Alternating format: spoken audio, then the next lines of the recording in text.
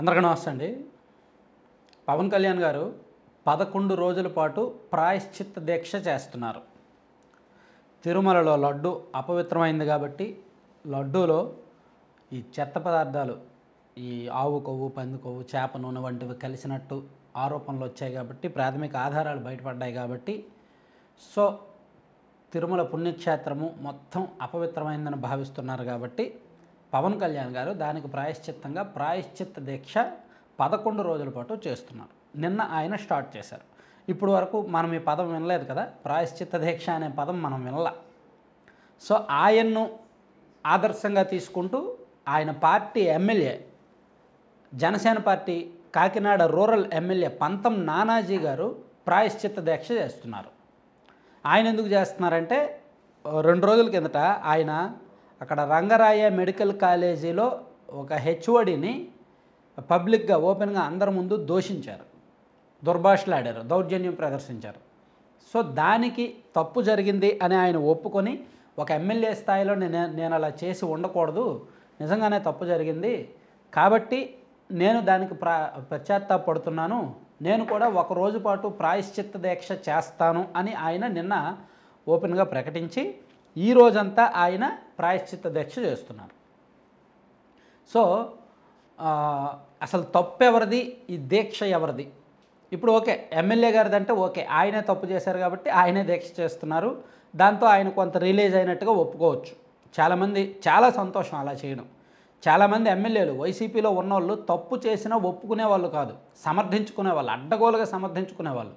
Even టీడీపీలో కూడా కొంతమంది ఎమ్మెల్యేలు తప్పులు ఒప్పుకునేవాళ్ళు కాదు, అడ్డగోలుగా సమర్థించుకునేవాళ్ళు. కానీ జనసేన పార్టీలో ఎమ్మెల్యే గారు అలా తప్పు అందరి ముందు ఒప్పుకొని దానికి ప్రాయశ్చిత్తం కూడా దీక్ష చేయడం అనేది శుభపరిణామం. రాజకీయాల్లో తప్పులు ప్రతి ఒక్కరు చేస్తారు, దాన్ని పబ్లిక్గా ఒప్పుకొని సరిదిద్దుకోవడమే మంచి పరిణామం అన్నమాట. సో అటువంటి సంస్కృతికి జనసేన పార్టీ ఆహ్వానిస్తోంది, ఖచ్చితంగా మనం అప్రిషియేట్ చేయాలి. అయితే ఇక్కడ టీటీడీలో తప్పు చేసింది వైఎస్ఆర్ కాంగ్రెస్ పార్టీ అధికారంలో ఉన్నప్పుడు, ఆ పార్టీ పెద్దలు కావచ్చు, ఆ పార్టీ అధికారంలో ఉన్నప్పుడు అక్కడ ఉన్న అధికారులు కావచ్చు, వీళ్ళు. కానీ దానికి ప్రాయశ్చిత్త దీక్ష చేస్తున్నది పవన్ కళ్యాణ్ గారు. మొత్తానికి అంటే అదే నాకు అర్థం కాలే. యాక్చువల్లీ తప్పు ఎవరిది, ఎవరు అధికారంలో ఉన్నారు, ఎవరు దీక్ష చేస్తున్నారు, ఇదంతా అర్థం కాలే. మేబీ అదంతా పవన్ కళ్యాణ్ గారు రాజకీయాల్లో ఒక కొత్త ట్రెండ్ సెట్ చేశారనమాట. సో అంటే తప్పు చేస్తే ప్రాయశ్చిత్త దీక్ష చేయాలి, సాధారణంగా పశ్చాత్తాపడడం కానీ, లేదంటే పబ్లిక్గా ఓపెన్గా క్షమాపణలు కోరడం కానీ, ఇదంతా కూడా ఇప్పటి వరకు అక్కడక్కడ రేర్గా జరుగుతుంది. కానీ ఈ దీక్ష చేపట్టడం అనేది ఖచ్చితంగా ఆంధ్రప్రదేశ్ రాజకీయాల్లో కొత్త ట్రెండే. భవిష్యత్తులో ఇటువంటి మళ్ళీ మళ్ళీ కొనసాగిన ఆశ్చర్యపోవక్కర్లా. ఎందుకంటే ఇప్పుడు చైతన్యం పెరిగింది ప్రజల్లో, యువతలో కూడా రాజకీయ చైతన్యం పెరిగింది.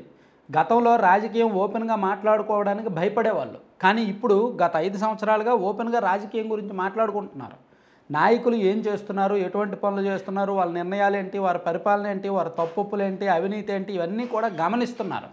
గమనించి చర్చ జరుగుతోంది. ఒకప్పుడు కేవలం రాజకీయ చైతన్యం ఉన్న సామాజిక వర్గాల మధ్య, రాజకీయ చైతన్యం బాగా ఉన్న ప్రాంతాల్లో మాత్రమే చర్చలు జరిగేవి. కానీ ఇప్పుడు అన్ని చోట్ల జరుగుతున్నాయి.